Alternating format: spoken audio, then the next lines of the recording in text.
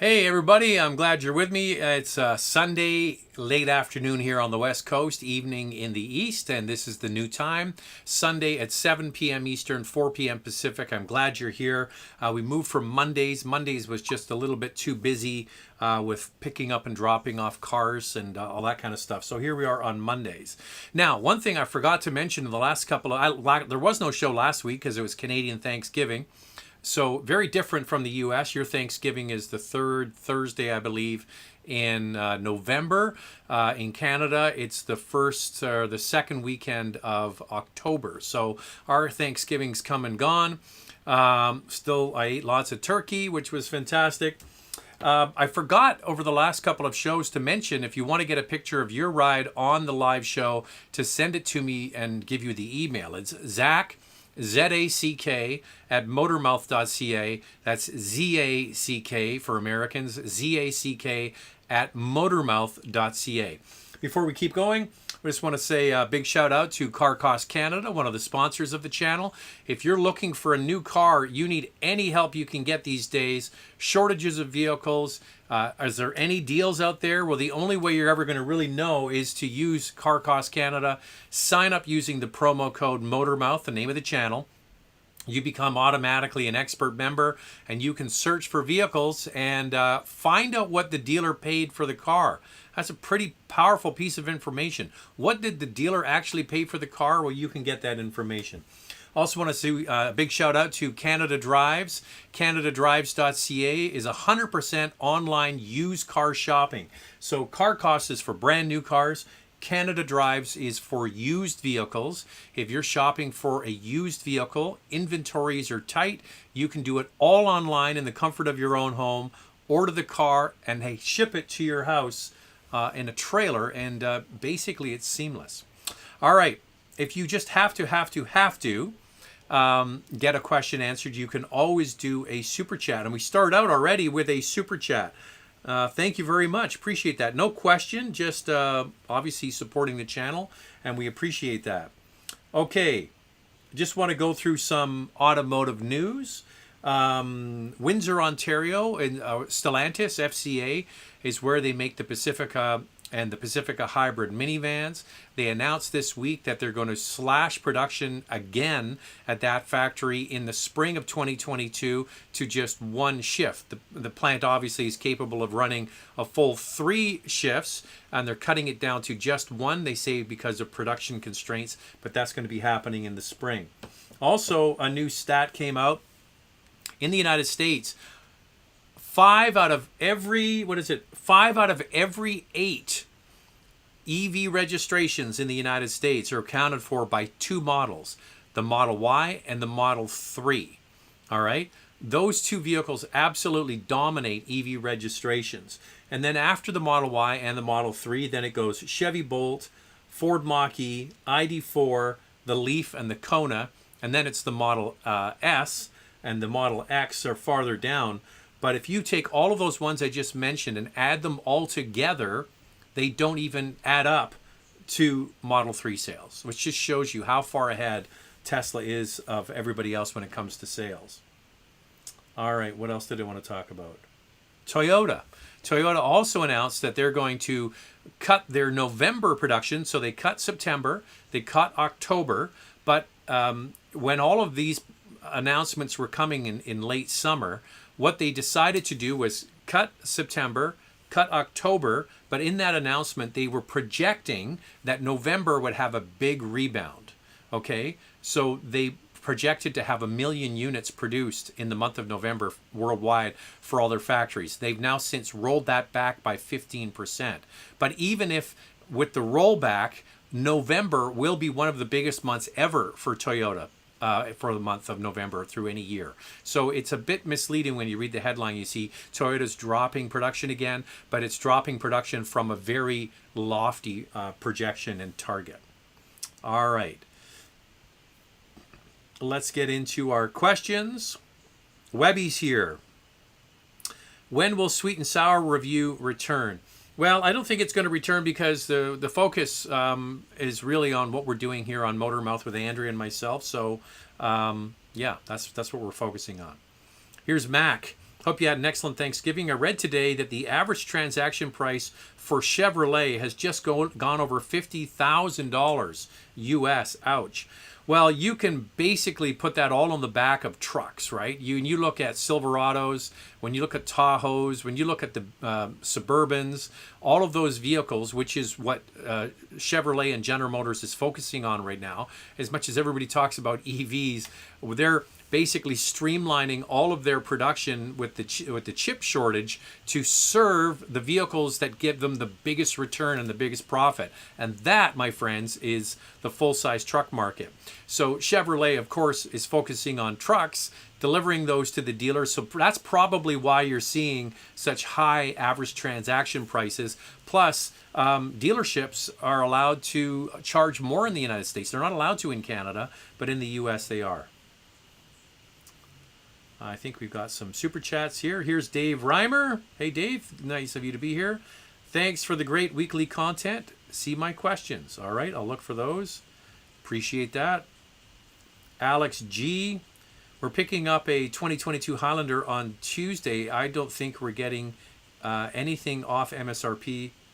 Are there any incentives or items we should ask for to try and get any deals? What I would suggest you do is, if you haven't done it, I'm not sure where you are, but if you're in Canada, go to Car Cost Canada, sign up, use the promo code Motormouth, find out what the real dealer cost is for that car, and might give you a little bit of negotiating. I would suspect with so few Toyotas available, they're not going to give you anything. You might be able to get something like, as hokey as it sounds, all-weather floor mats, or maybe they could order you a set of winter tires at their cost, something like that, but don't...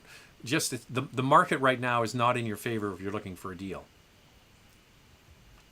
Another super chat. Hello, Zach. Thank you for posting on cars. It helped me a lot when we purchased a car. Just picked up a 2022 Honda Civic around 3 weeks ago, and someone rear-ended me. Oh, crap. That sucks. Estimate is around $8,300. Wow. That's just hard luck. I mean, that really is all it is. It's just bad luck. I don't know what to say other than... that sucks. I'm sorry to hear that. But you know what? Get the car fixed and enjoy it. The interesting thing is, an $8,000 repair in a car sounds monumental, but these days, I don't, you might have pictures you might want to send along, but the thing is, it's not that crazy to get. I was driving a Porsche recently from Core Cars. You might have seen the white, I don't have a picture over here, but the white car, and it had a door dent that had to be replaced. The door, just to get it replaced and painted, was over $6,000. So now obviously that is a Porsche, but there you go. I'm really hoping that it works out for you. So here's Dave's question. Sat in a RAV4 Limited trim today. Felt like sitting in a plastic taxi. Can't pay that price for a RAV4 Prime and that great of interior. What products 1 to 2 year horizon in that size with a PHEV? Listen, Dave, what I would suggest is the vehicle to get right now is either the Hyundai Tucson hybrid. I would suggest the Hyundai Santa Fe hybrid. I would suggest also the Sorento. These are all plug-in hybrids, by the way. The Sorento plug-in hybrid is just going on sale now. That's the Kia product. And soon to arrive will be the Kia Sportage, or in the US they call it Sportage.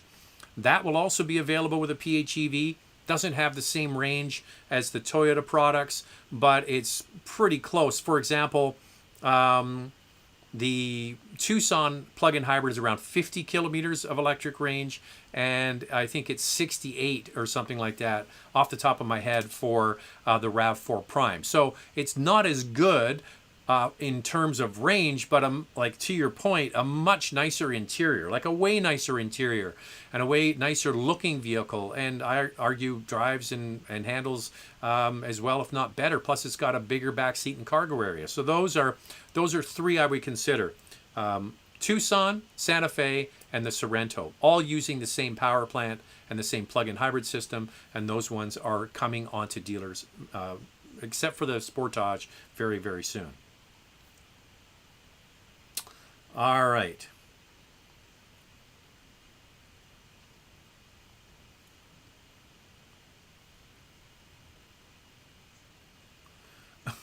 You're speaking to me, Manpreet, saying, forget touch sensitive, save the buttons.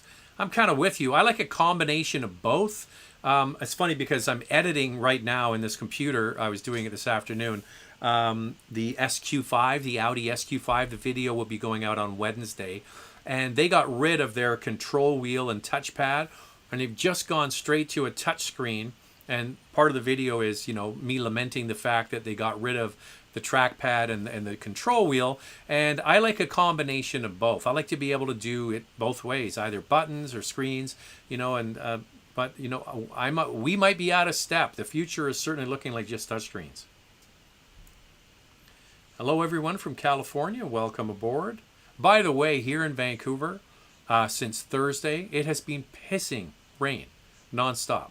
So if you're not into the weather, everyone's into the weather, but if you don't follow what's going on with global weather patterns, we're setting up here for what's called a La Nina winter. There's El Nino and La Nina, and this will be the second winter in a row with the La Nina effect.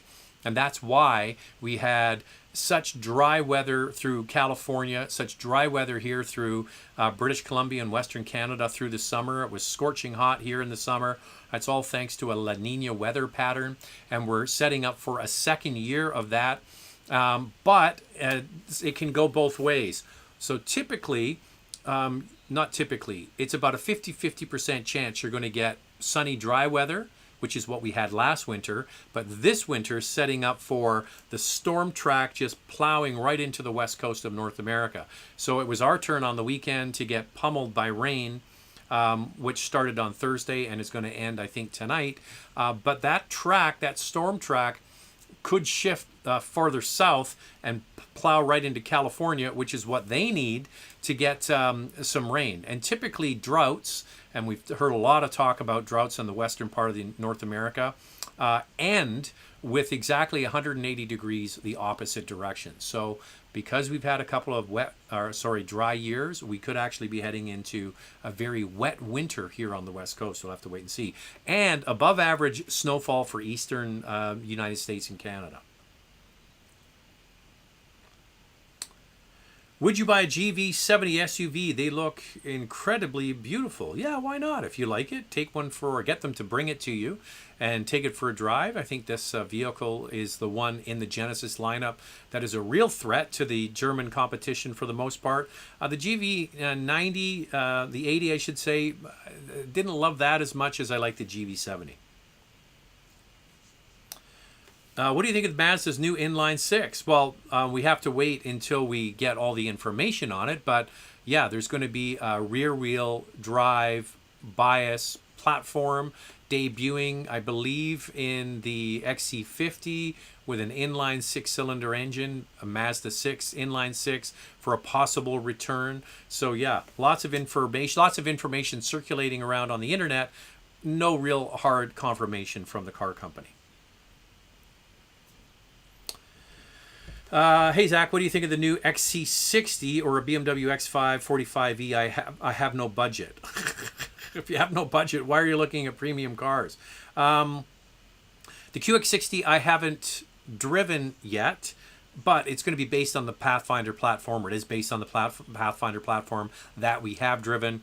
What I really want to see is how much they made it a luxury vehicle over the Pathfinder, because I thought the Pathfinder was pretty nice. And also if they change the tuning of the suspension and the transmission, because the Pathfinder suspension, in my opinion, is really harsh. It's crashy over bumps, and the transmission was really kind of lazy to downshift. So apparently there's going to be a drive event for that vehicle in the next 6 weeks. I think in Quebec, in Montreal, so we'll get a chance to drive it then. As for the X5, I'm a much bigger fan of the regular X5 with the inline six-cylinder minus the hybrid system, just because you don't get much range in the hybrid. I mean, if you really have the opportunity to plug it in every morning at home and every day at work, then yeah, you can really utilize that electric power. But the range on it is very limited, very, very limited. When will you have a first-hand drive on the RDX? When it arrives. I mean, I can't make a car appear. We're still waiting to get the Civic hatch here and other things. But yeah, as soon as we get it, we'll do it. Zach, looks like you don't have to pay to park in front of your own house yet in Vancouver. Well, I do where I live. We have permit parking here. What happened was I live near Cambie Street, and when the Olympics were coming here in 2010, they put a subway all the way down the main road near where I live that goes to the airport. So you can get a subway from downtown Vancouver right to the airport, which is absolutely brilliant. And when I travel and used to travel every week, it was great. Just jump on the subway. Next thing you know, you're in the airport. So that was fantastic.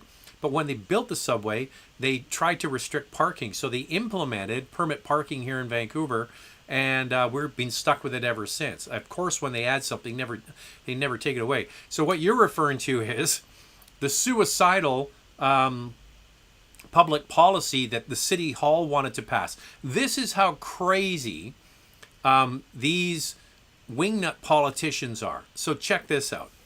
They wanted to implement a citywide parking permit pass. So every single person that parks on the street has to buy a permit. Now that I could get behind. I got to pay for it. I mean, we have a bunch of cars. They all have permits. It's like, why does a block away, they don't need a permit? Anyway, I'm not really, it's only like $40 a year. It's not that big a deal. But this is the cuckoo part. They wanted to absolutely implement a $1,000 per year levy on anything they deem to be a high fuel usage vehicle. They're trying to curb climate change. This is part of their climate action plan.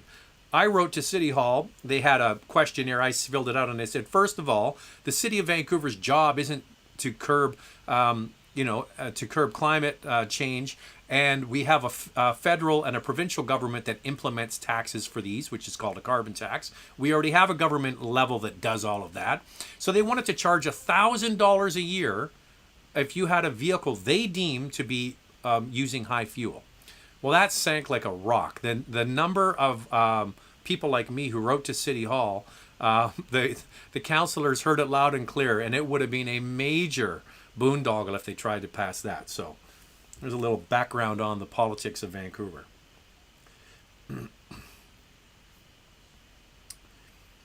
Julie's here. Another super drive. I like to drive. I'm a bad person for not wanting a car with the latest assisted tech. No, I am with you. I like to drive a car without all of the tech like that. I think that it's overdone, all of the tech that's in cars. I think that I turn a lot of it off because I just find it actually distracting. Charlottetown Spud with a super chat. I'm looking for a pure driver's car, new or used. Looking at a 17 Nismo 370Z or Z, 18 Mustang GT, and a new Corolla GR86. Anything else come to mind for $40,000 or less? Those are all good choices. I would say absolutely a Miata, an MX-5. You could buy a brand new MX-5 Miata in Canada for $33,000. Fairly nicely equipped too. That's one hell of a car. Now, it isn't going to have the grunt you get with a Mustang GT or even the Nismo. But if you just want a lot of fun, it's going to be more fun probably than the Toyota. I haven't driven it yet. But that is hands down one of the best cars ever made, period. Full stop. Don't look any farther. Now, if you've got this in your head where it's a chick car and you can't get your head around that, do yourself a favor and drive one, because once you've driven an MX-5, until you've driven an MX-5, you don't get it. Once you've driven one, you're like, I get it. They're just wonderful, wonderful cars. And you can get a brand new one for under $40,000. Okay, so consider it. Also, look at getting a used BMW Z4 or a used Boxster or Cayman.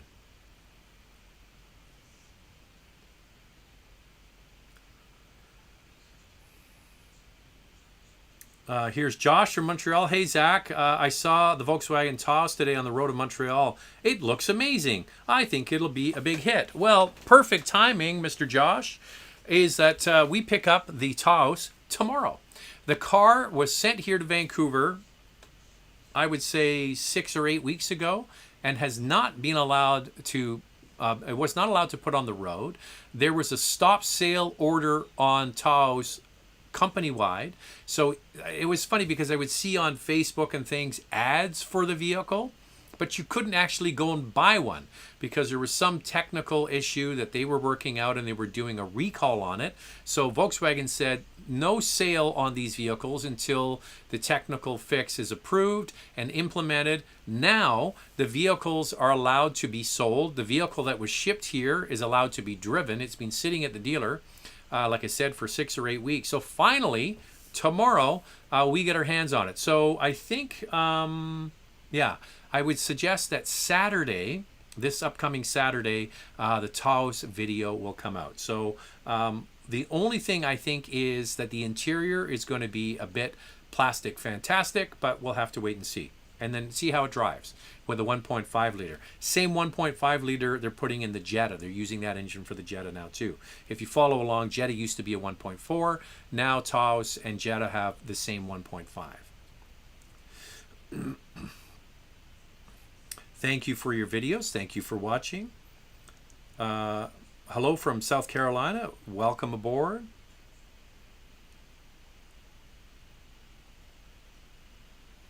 Hi, Zach. Continue to love your channel and great reviews. Want to get your take on the Lotus situation, a massive UK sleeping sports car giant with new products but ridiculously low key marketing.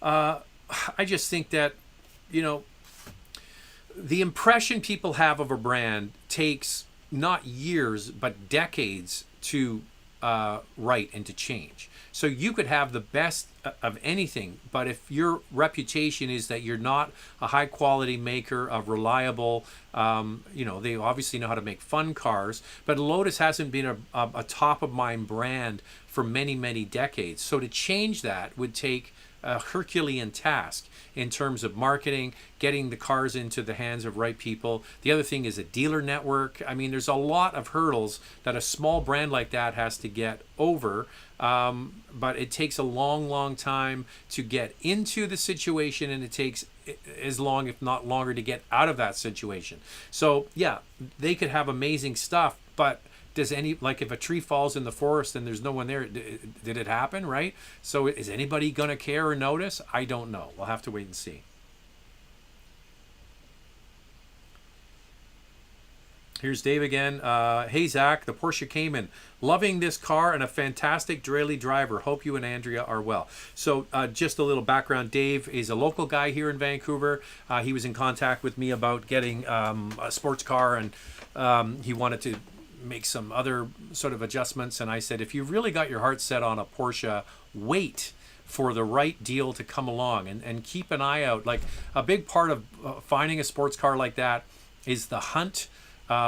Remember the old Motorhead song, "The chase is better than the catch," right? So a big part of it is actually looking and waiting for it, the anticipation, seeing the right one pop up, getting the deal, and you know. So Dave just went through all of that, and I get it. So I'm glad you waited. I'm glad you found the right. The one he got is beautiful, beautiful blue Cayman. It's absolutely gorgeous car.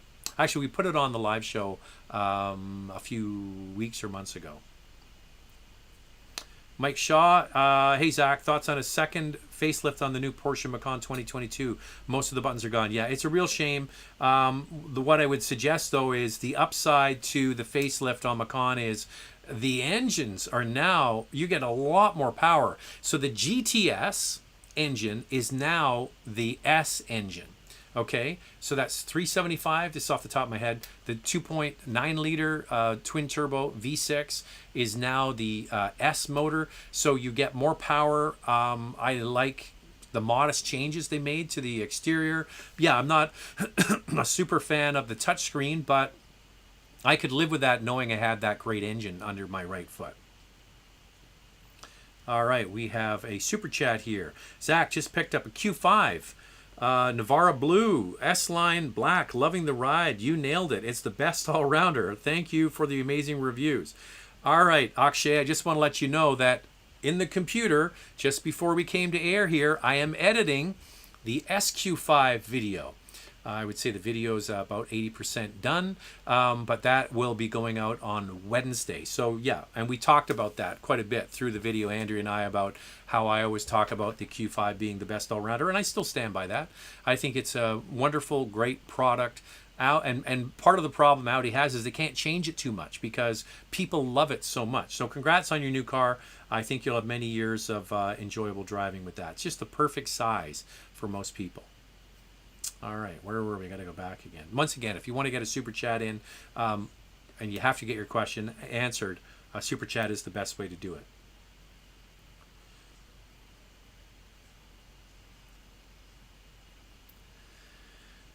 When you review all of these vehicles, can you try to stick a bike in all of them for your review? No, I'm not going to get a bike out and stick it in. If you have needs to figure out if a bike will fit, take it to the dealer and see if it'll fit in. It's like people. I mean, with all due respect, Sam, thank you for the input. But you know, the number of requests we get. Can you do this? Somebody wants us to drive in the car with a decibel meter in the back seat, and I'm like, no, I'm not doing that. I mean, our videos are already 16 minutes long. I'm not adding more and more stuff. So yes, I understand it would be nice to have a bike in the back, but we're so busy already. If you want to figure out if a bike fits in the back of a car, take your bike to the dealer. Just out of curiosity, can a consumer directly buy a car from a manufacturer and not a dealer? Depends on the jurisdiction. Not really, no. I mean, like for example, in the Canadian market, if you buy a car from a car company, it has to go through a dealer. For years ago, this is when we first bought this house, Andrea was working for Pepsi in sales and outside sales. And they used to have a company car. She used to have a caravan that had Pepsi down the side of it. And then they said, okay, we're getting rid of those and you have to get your own car and then you get a car allowance. So we had a local press car here. It was a Honda Accord. And I contacted Honda Canada and I said, well, when that car is done doing its press car duties, I think it got 3,000 or 5,000 kilometers on it, can we buy it? Well, we couldn't buy it from Honda Canada. What they did is they contacted the local Honda dealer, Carter Honda here, and they said, this is somebody we want you to pass this deal along to. And they did that, obviously out of courtesy, but no, they can't sell you a car directly. It has to go through a dealer network. Now, Tesla, I'm not sure exactly how they get around those rules, but that's typically how it works.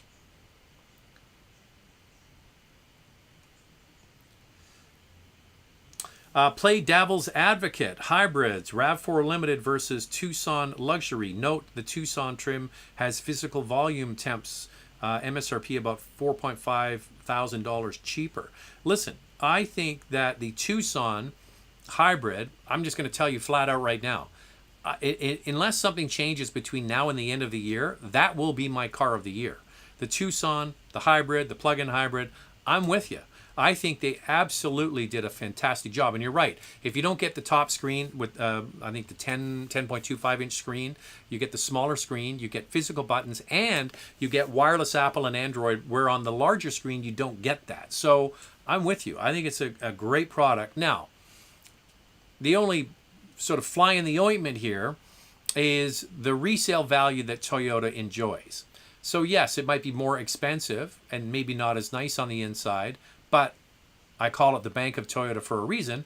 What is it going to be worth 5, 6, 7 years from now? Will the Tucson enjoy the same kind of resale value? I don't know. We're going to have to wait and see. But as just a straight up drive them brand new, I'm with you. Put it this way. My mother-in-law has a Toyota RAV4, 2018. Not very old, only got about 40,000 kilometers on it. They wanted to get a new vehicle. She just ordered a Hyundai Tucson plug-in hybrid. It's going to be coming hopefully by the end of the year. But she's made a switch from Toyota over to Hyundai just because of that vehicle. Daniel Gross, thoughts on the Bolt going back into production and LG battery footing the bill on the recall, $1.9 billion US dollars. Yeah.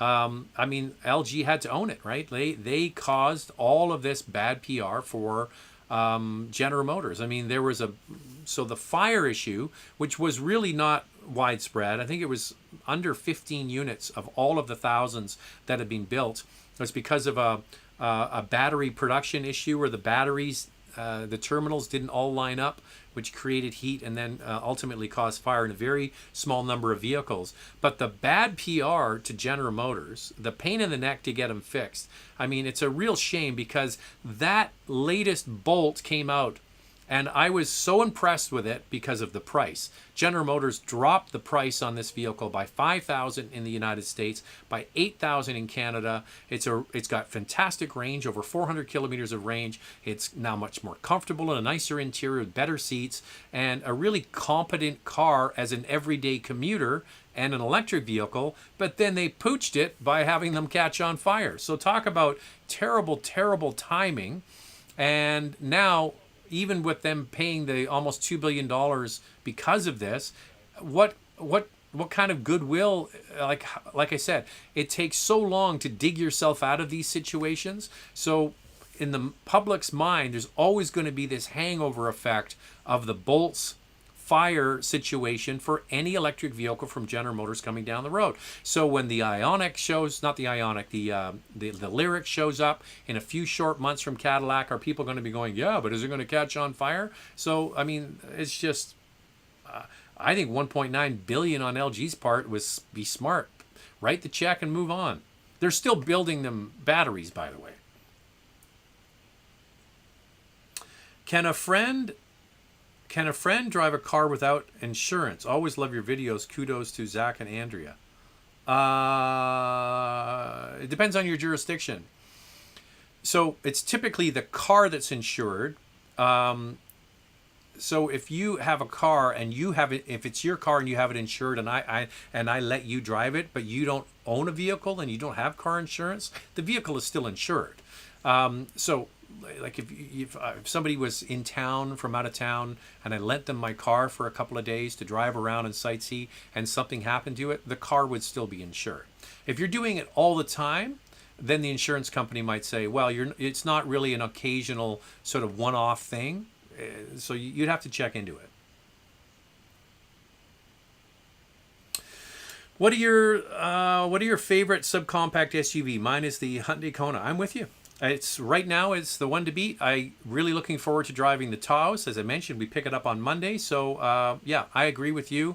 The Kona, especially when you get the 1.6 with the dual clutch, it's really more like a hot hatchback car than it is like a small SUV. The non-turbo version with the CVT, that's a slightly lazier sort of prospect for sure. All right, I was checking. I didn't miss any super chats here.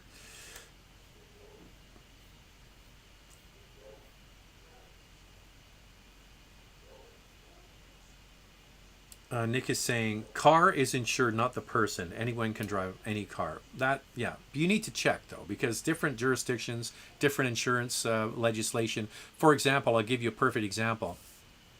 In British Columbia, where we live, we have what's a state-run insurance scheme. It's the Insurance Corporation of British Columbia. In BC, like we have 3 cars. Each car has to be individually insured, which is totally ridiculous, in my opinion. If you live in another jurisdiction like Ontario, and if you have 3 cars, they're all insured under one policy, okay? We have 3 separate policies for 3 separate cars. In Ontario, you've got a Highlander, you've got a Camry, and then you've got a little Miata sports car that you drive a few weekends in the summer. Well, in British Columbia, all 3 of them have to be insured fully. In Ontario, you can have an insurance policy where they tailor it to your specific needs, and that is very different. That's why when you see us doing videos and the car has Ontario plates on it, it's all done because of insurance reasons. Hey, Zach, any chance you'll get your hands on a BRZ86 anytime soon? Yes, we are going to be getting one in November. In November, it's coming. I got an email from Toyota Canada and said, would you like to drive a prototype model early or wait for the production model in the spring? And we said, we'll take the prototype model early. So it's coming. All I know is that is happening. The exact timing on it, I would suspect it's going to be probably within the next 4 or 5 weeks, just because of the weather. Ricardo, could you please explain the big difference between your Porsche Cayenne diesel and your Porsche Cayenne V8 in terms of dynamic driving? Greetings from Lima, Peru. Well, it's interesting because, so let's just do a little background here. We have a Porsche Cayenne diesel. The very last year they sold them here in North America, 2016. And we also just picked up in May 2008 Porsche Cayenne GTS. Manual transmission. So we have a couple of rare birds. One is the V8, one is the V6 diesel, not many of those around. And then the other one is a V8 powered Cayenne GTS with manual transmission. There was less than 200 of those sold in all of North America. If you follow along and bring a trailer, the prices of these things is shot way up. They're fetching around 40,000, anywhere between 20, sort of $30,000 and $50,000 US right now. So anyway, that's another side story. So I was driving the GTS manual a lot over the last couple of days because we didn't have a press car, and it was kind of fun to have it out. And then I went out in the other car with Andrea, and I said, "Oh my God, this is so much easier to drive. It's just more laid back." When you're, the Cayenne GTS, it's a manual transmission. It's got this sort of not the most refined transmission. The clutch is heavy, and then you've got the dynamic chassis control and the sporty suspension and the 21-inch wheels. It's a bit of a beast. I tell you what, though, when you get that thing on the open road, it is just a beautiful car to drive, and the sound from the V8 engine is spectacular. So there's that old saying, there's no replacement for displacement. So the V8 sounds fantastic. When you get it out on the open road, it is the suspension is fantastic because it has the dynamic chassis control and the air suspension. But for just everyday use, that Cayenne diesel is really hard to beat because the torque is fantastic. 428 pound-feet of torque. It's fantastic. It's a great car. I mean, if you said to me you had to pick one to drive for the rest of it would be the Cayenne diesel all day long.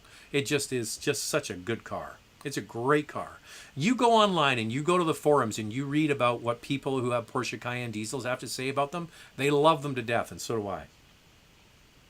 Okay, I think I missed some super chats here. James is here. Tripping with Dumas. A beer on me, Zach. Yeah, I haven't. Jack was asking if we're doing a subscriber sip. Sip. Old man is looking for a replacement to his Chevy Volt. His priorities are efficiency and handling. I suggested an all-wheel drive Prius. Any tip? Well, you know what? You're not going to get all-wheel drive, but I would suggest that the Bolt is a great car. Now you're not going to, you think about, you've had a Chevy Volt, and now you're going to go to a Bolt with over 400 kilometers of range.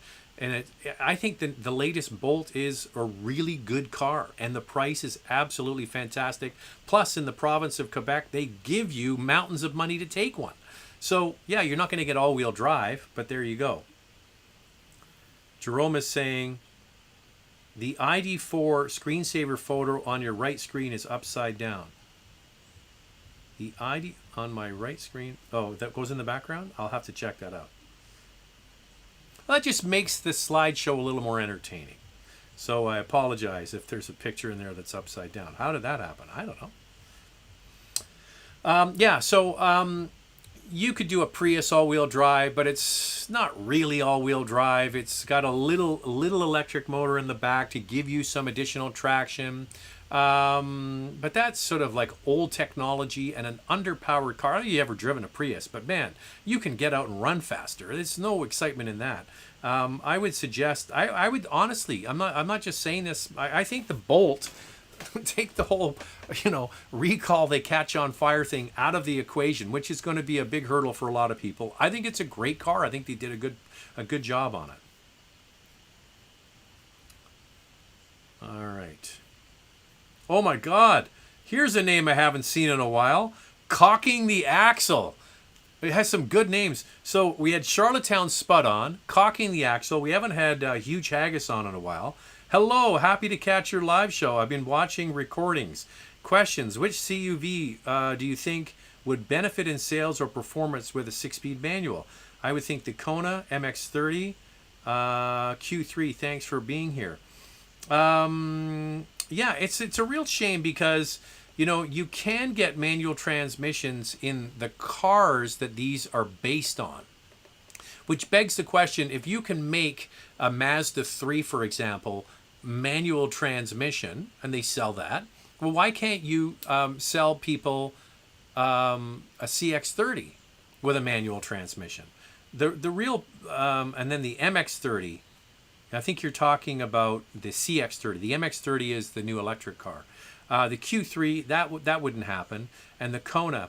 So, unfortunately, when they go to the all-wheel drive and they make it into a crossover, even though these are based on cars, they take away the manual transmission option. And there are still some vehicles that are sold with a manual transmission in a small utility. I believe Qashqai is still available. The Crosstrek is one. Crosstrek is really the best option. If you're wanting a manual transmission, small crossover vehicle like that, then it's going to be the Crosstrek. That's really one of the only options. It's all going away. As much as you like them and I like them, people just don't buy them. They just don't buy manual transmission cars. And so we're just heading into this whole wave of everything is turning into an SUV. Even though it's a car, they make it look like an SUV, and getting rid of manual transmission. So there's a big movement happening in the sort of performance, sort of collectible space. And you're going to see this really playing out over the next couple of years. Unique cars with unique powertrains and unique transmissions are all going to get bought up. Perfect example, I was at Core Cars last week, and he had a Gen 1 Audi R8 with the V10 engine and a manual transmission. Well, you think about that configuration. Well, they still make an R8, but the R8 apparently is going to be going away very soon. The V10 they still make.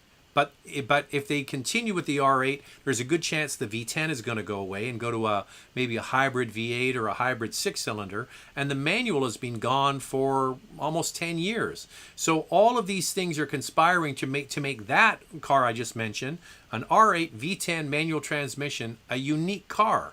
And as time goes along, people are going to start looking for something that's different. Another car that wasn't crazy expensive or rare or anything, but you're going to start to see people picking these up, is like a BMW 335, the 2-door or the convertible, the coupe or the convertible with a manual transmission. So that's a car I would love to have. We were at Montebello a week or so ago for the Frontier launch with Nissan, and the general manager, shout out to Steve, great guy, he has a white BMW 335 convertible, retractable hardtop with a manual transmission. Now, that's the sort of thing that in the long run, people are going to start to pick those cars off. That's why I wanted to get a Cayenne with a manual transmission. I mean, it's just so rare. When it popped up, I was like, yeah, I got to make that happen. And I know in the long run, there's going to be more people like me looking for these unique and quirky cars. So vehicles like a Mustang with a manual transmission, not rare now, but maybe one day will be. If you even think about the base model 911, even the 911, the base model is not sold with a manual transmission. So there you go. I kind of went on a rant there about the manuals, but I think it's just we're just heading into this era of everything turning into boring SUVs with automatics.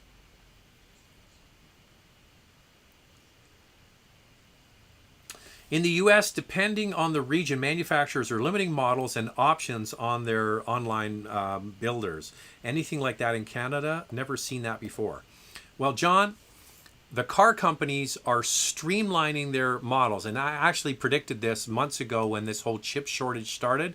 I said they're going to basically just make several different variations of the same car. So as the cars go down the line, there's going to be a few more options, a few less options, but it's all going to be kind of right in the middle. So all of the extras that you want to get, for example, we had the Jeep Grand Cherokee L a few weeks ago, and the one that we had the air suspension. But Andrea was doing her research and went online and found that if you wanted to order that car today, you couldn't order it with the air suspension. That was the whole reason for getting this specific trim. So those are the sorts of things that they're doing. They're saving all of these chips and putting them into the sort of the main line, what people actually buy.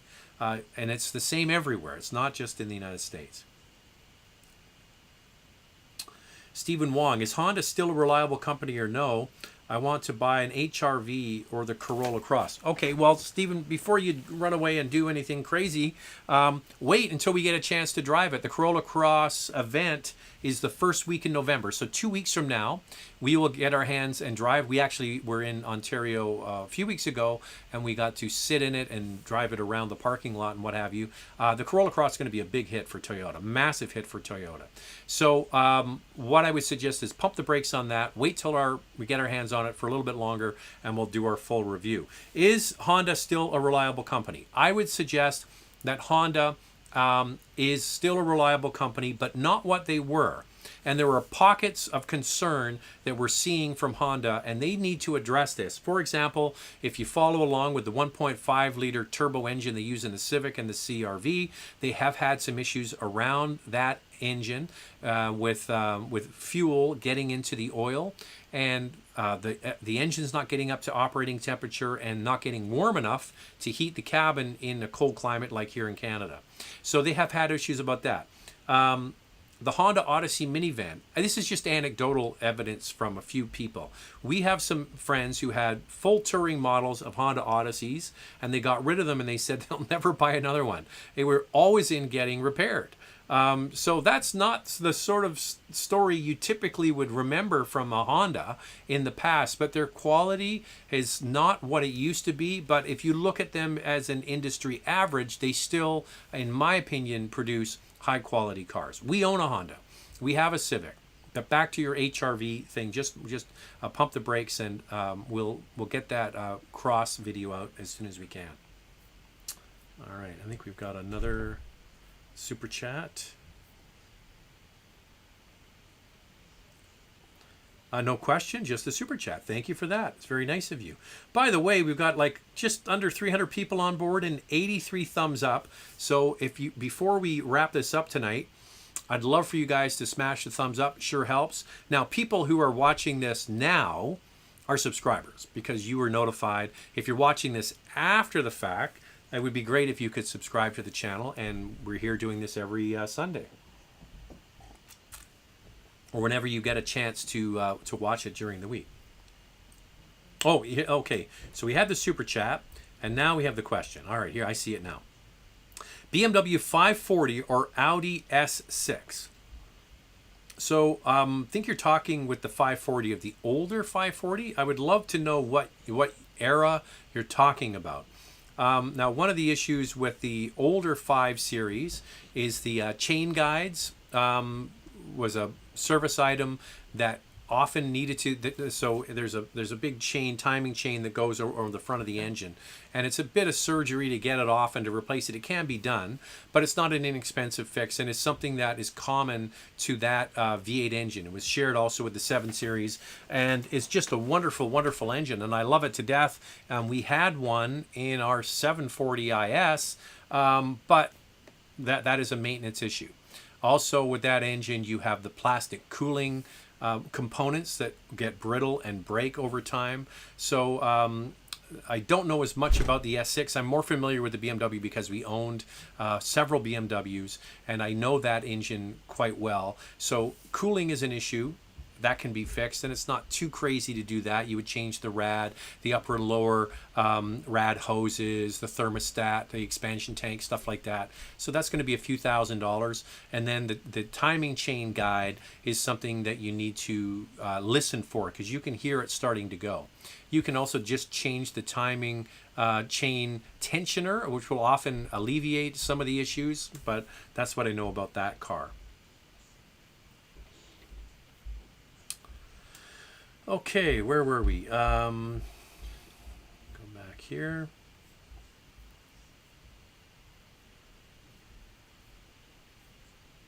By the way, thanks for all the questions. It's good that we have so many people piping in today.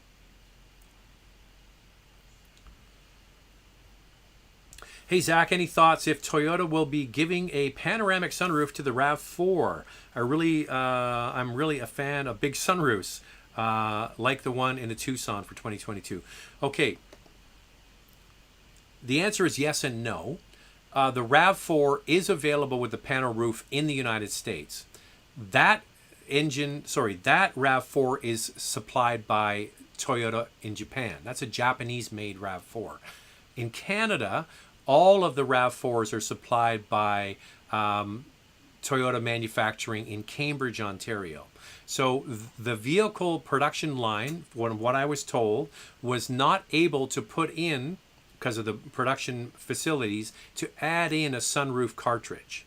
Okay, now that probably is going to change, because at the same factory is where they also are going to start producing, and they haven't started yet, the Lexus NX. So the Lexus NX is based on the RAV4, and the RAV4 and the NX are both going to be produced at the Cambridge facility in Ontario starting in the next few months.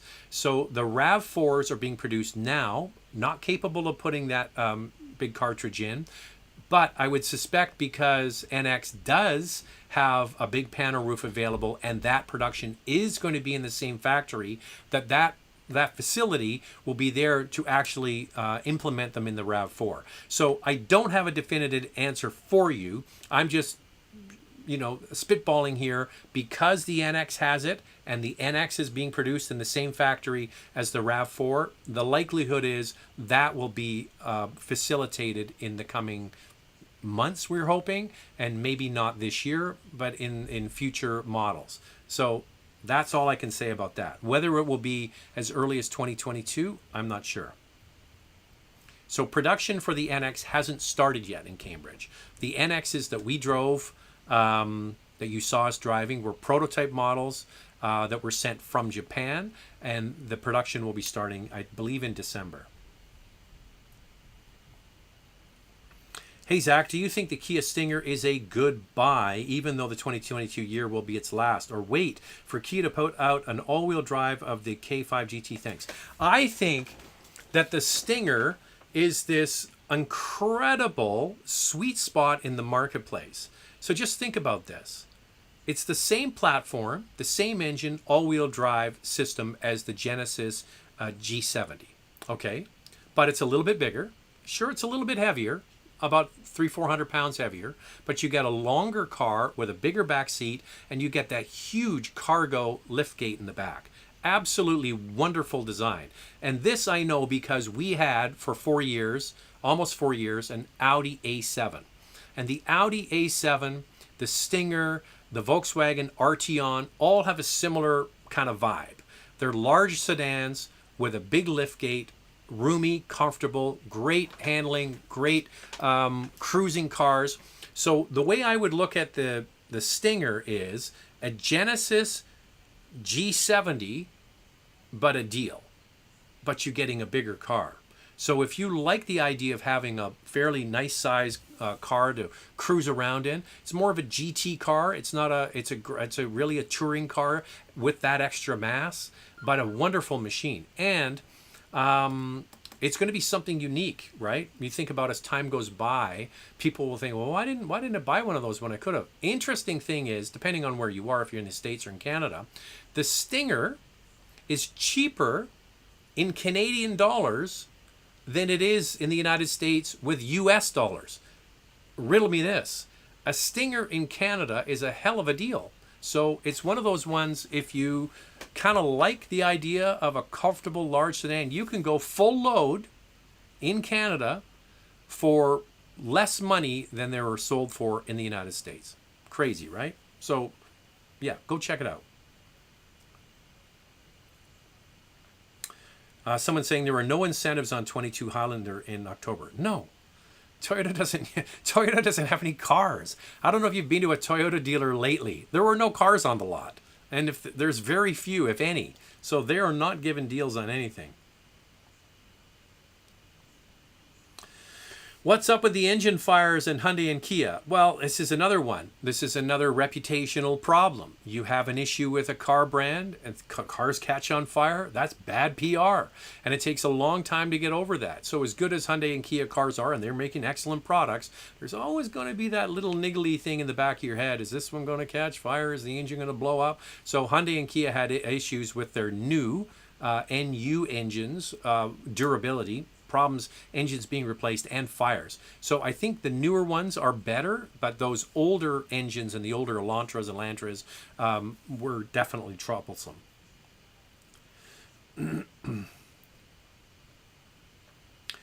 Is the 12,000 kilometer oil change interval too long in a newer BMW? Thanks. Well, this is being pushed by a lot of brands with synthetic oil.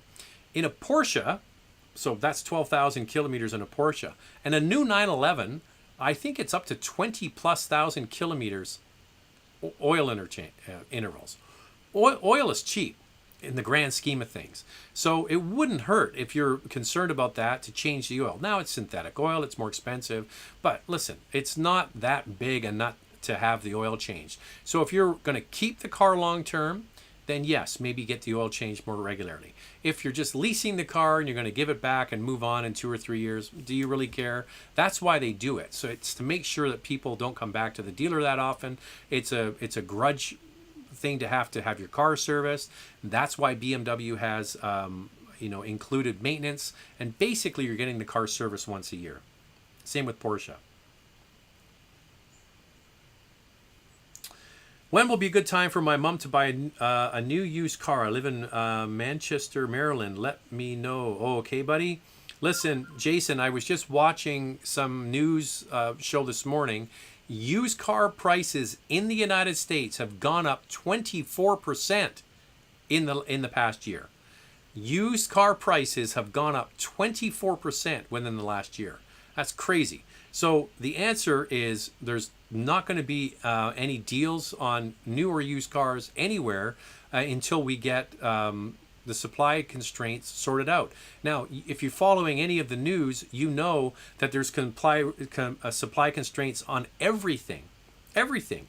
Tires, cars, electronics, microchips, you name it. You'll see as we head into the Christmas season, going to the stores and seeing there's not much there. You try to order something and it's back ordered for weeks and weeks and weeks. So this isn't going away anytime soon. This supply constraint issue is going to be affecting cars for, in my estimate, from all the articles I've read, all the way through next year. So maybe if she doesn't really need a new car, just to keep driving the one you've got. And that's an interesting stat that I saw. 50% of people who were shopping for a new car gave up, right?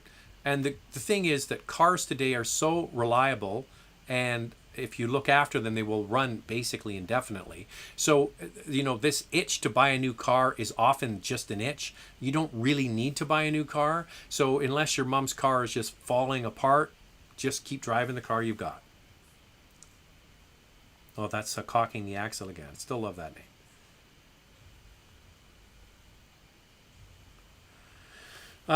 Josh is asking again, a cool and collectible 90s, 2000s car under $20,000.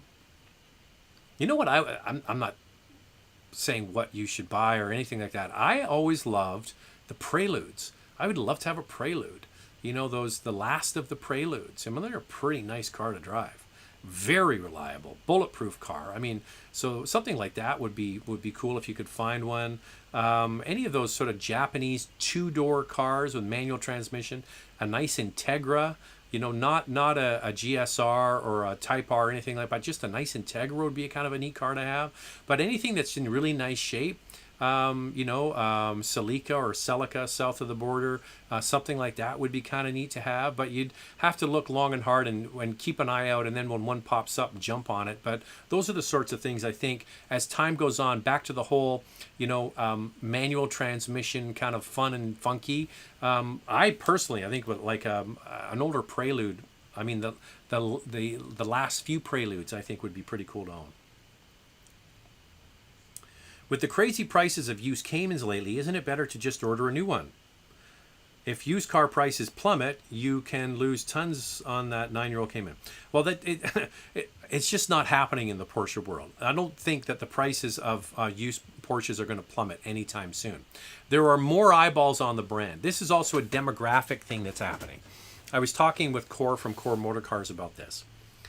So you have the baby boomers, the largest generation ever, right? And now you have the boomers' kids, the millennials, is now the second biggest cohort ever in the history of humankind. And they are now getting to an age where they're making some money. They're now, I think millennials now, leading edge millennials are in their late 30s, buying houses, good jobs, professionals, people who are doctors or engineers or whatever, and they're going out and they're looking for their cars that they've always wanted to own. And the thing is, you're seeing more eyeballs on the Porsche mark than ever before because the baby boomers were here. Now you've got the millennials, and some have a lot of money, and they're going out and scooping up these cool, fun, and collectible cars, and often it's the ones that they always wanted, and many times it's Porsche, because Porsche's the most aspirational car brand in the world, period. I mean, there are aspirational brands like Ferrari and Lamborghini, but for the most people, it's Porsche, okay? So that isn't going away. But I'm with you. If I was lucky enough to be in the position to be considering a used Cayman or a Boxster, and I had the funds to pull the pin, I would order a Cayman or a Boxster GTS with the 4-liter flat 6, order it exactly the way I want. That, in my opinion, is going to be a hold and a keep for the long haul. So if you're kind of thinking of one that's 2 or 3 years old, or just ordering a new one, if the dealer can get you one, an allotment, and wait for it, might take a year, that's what I would do. That's the car I would buy. I'm totally with you. But I don't see the prices of these older cars plummeting. We're just not going to see that, unless we have a major crash generally in the economy, which could happen. All right, I just want to make sure I didn't miss any super chats. All right, I think we're kind of done. We've been going an hour. So thanks to everybody who came on board. We do this every Sunday now at 4 p.m. Pacific, 7 p.m. Eastern. And I forgot to do a shout out for pictures. So if you want to send a picture in, it's zack@motormouth.ca, zack@motormouth.ca, or zack@motormouth.ca. Send your pictures in. We'll put them up on the show next week, and we'll talk to you then. So have a great evening. We'll chat. And by the way, what's going on this week? Tuesday, the comparison is the Lexus NX and the Genesis GV70. Wednesday, it's the Audi SQ5. Saturday is the Volkswagen Taos. All right? So that's what's coming up. Have a great week, everybody. We'll chat to you next time.